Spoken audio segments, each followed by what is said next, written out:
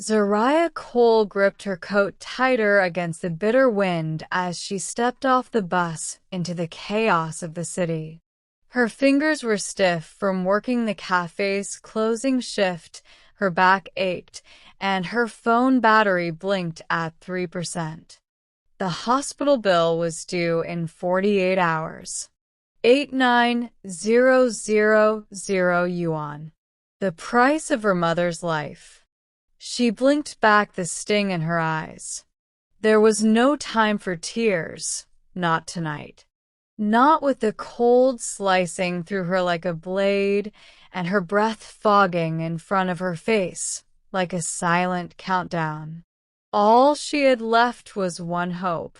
Li Junjie, the man she had sacrificed everything for, the boyfriend she had been faithful to for 4 years, the one she had kept herself for because he promised they'd marry one day. The one who told her that if she trusted him, he'd take care of her, that he'd help her bring her mother to Beijing for better care, that he'd love her forever.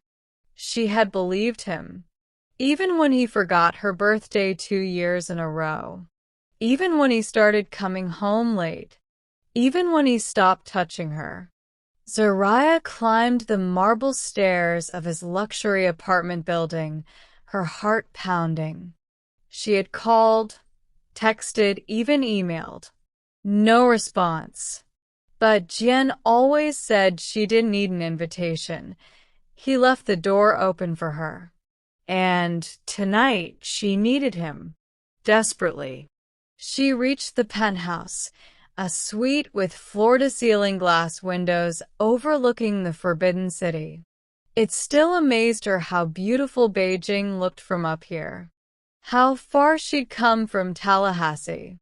From living off black coffee and cracked dreams. Zariah raised her hand and pushed the door open.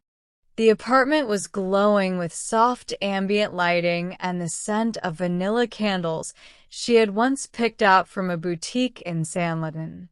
A low beat played from the speakers. Jazz. And then, a laugh. A moan. She froze. That voice. Mail in. No. Zariah stepped inside slowly. The world blurred at the edges of her vision, her body locking in place as her heart crashed against her ribs. She reached the corner and saw them. Chun Mailin, her best friend, her roommate through language school, the girl she shared noodles with during their broke years, was straddling Li Junjie on the ivory leather couch. Her hands in his hair. His mouth on her throat. Zariah couldn't move. Mailin's red silk dress, the one Zariah had complimented last week, was bunched at her hips. Jian looked up. His dark eyes locked with hers. And he didn't flinch. Didn't push Mailin away. Didn't even seem surprised. Zariah, he said simply. As if she were early for a dinner party. Get out, she whispered. Her voice trembled, but her stance didn't. Mailin chuckled softly and slid off Jian, stretching like a cat. You said she wasn't coming tonight. I said she wouldn't be a problem, Jian replied, his voice cold. Zariah's knees weakened, but she locked them. I've been calling you for days. My mother's condition changed. I needed your help. Jian stood and adjusted a shirt, walking toward her with maddening calm. I transferred what I could last month. I'm not your bank, Zariah. You said you'd be there for me. And I was. For years. But you kept waiting. Holding back. Saving yourself like we were teenagers. I'm a man. I got tired of being punished for your virtue. Zariah's face drained of color. Her fingers curled into fists. You cheated on me because I didn't sleep with you? Now. I left you because you stopped being what I needed, and I found someone who is. Malin walked over and placed a smug hand on Jian's chest. It wasn't hard to see how unhappy he was. And honestly, you're too foreign for this world, Zariah. You were never going to fit in. Something snapped inside her. Zariah turned and walked out, stumbling slightly as the door slammed behind her. The cold outside greeted her like a slap. She barely felt it. She walked, for blocks, through puddles, past lanterns glowing red against the darkness, through the alleys of Sanlitun, past couples holding hands, past an old woman selling roasted chestnuts that made her stomach ache. The rain started as a whisper, then poured. Zariah ducked under a low canopy beside a quiet bar. She looked down at herself, soaking wet, alone, and more hollow than she had ever been. Her phone buzzed. Final reminder. Balance due tomorrow. Surgery is scheduled at 10 a.m. Zariah stared at the message. Her body went cold all over again. This was it. There was nothing left to sell. No family. No options. Except herself. The bar was dimly lit, upscale, tucked away behind gold-trimmed doors. She shouldn't have walked in. She knew it, but she did. The air was warm, smelled of oak and money. She sat in the corner, trying to stop shaking. A man appeared beside her without warning. Rough night. His voice was smooth, measured, British-tinged Mandarin, with a deep timbre that made her look up slowly. He was tall, mid-30s, in a dark tailored suit, black shirt, no tie. His cheekbones were sharp, his lips unreadable, his eyes cold steel. "Who are you?" she asked.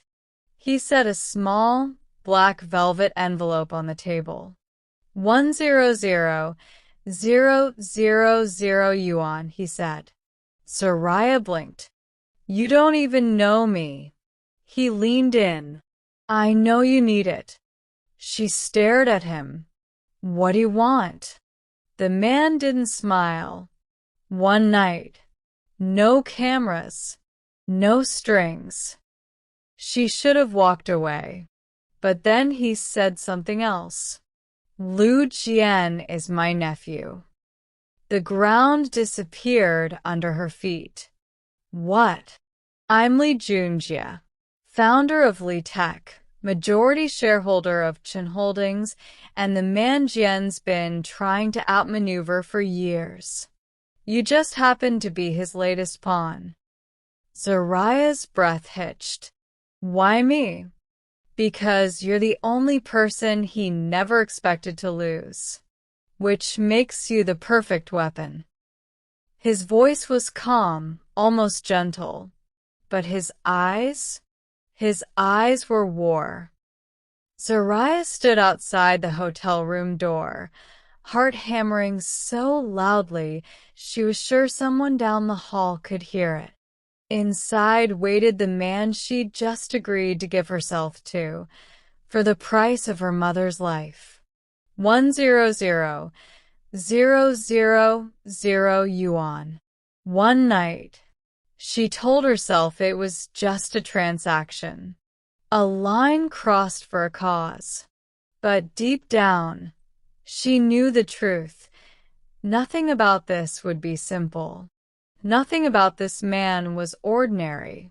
Her fingers hovered over the handle. Cold metal, warm skin, shaking breath. She opened the door. The suite was soaked in quiet luxury, floor-length curtains the color of deep wine, walls in muted gold, and a king-sized bed dressed in black silk sheets. Soft jazz drifted from hidden speakers, a lazy saxophone melting into the shadows. She didn't see him at first, until he stepped out of the ensuite bathroom, wearing nothing but a black robe loosely tied at the waist. Li Junjie moved like smoke, silent, calculated, dangerous. His dark hair was damp from a shower, pushed back to reveal a scar beneath his left temple. A story she didn't ask for. A warning she couldn't ignore. Their eyes met. The air shifted. No words. He walked toward her with measured grace, stopping just inches away. His fingers reached up and slowly, deliberately, unzipped her rain-drenched dress. Every sound was amplified. The click of the zipper, the whisper of fabric sliding off her shoulders, the thunder of her own pulse. He didn't touch her skin. Not yet. But his gaze trailed over her body with a focus so intense it felt like a touch. Not lust. Not hunger. Possession. Still, he spoke no words of flattery. No comfort. No cruelty either. Just one quiet sentence. Tell me to stop, and I will. Her throat tightened. But Zariah didn't speak. Because what was the point? Her pride was already dust. Her innocence had been wasted on loyalty.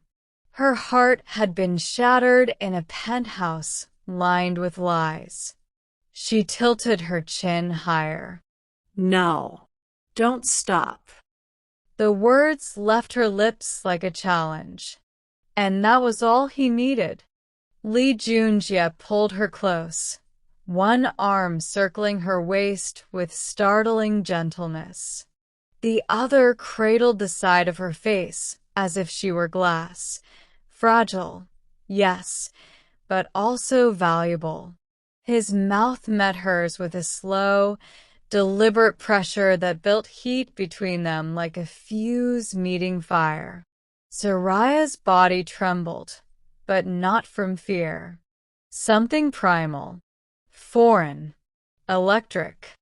She felt seen, not as the girl Jian abandoned, not as the desperate daughter of a dying woman, but as a woman worth unraveling. When he kissed her, it wasn't lust. It was conquest. And surrender. She gave him what Jian never earned. The morning light was soft, golden. She was alone in the bed. The envelope was gone. But her soul? It was quieter. Until the knock came. She opened the door to find him standing there, still in black, hands in his pockets, face unreadable. You walked away, she said. I wasn't done, he replied. She stared. He pulled out a red velvet box. Inside, a diamond ring glittered like frost. I want revenge, he said. So do you. Let's help each other. Zariah blinked, stunned. You want to marry me? He stepped forward, close enough to steal her breath. Not want. Need. I will be your vengeance, Zariah Cole, and you will be mine. She gave him everything.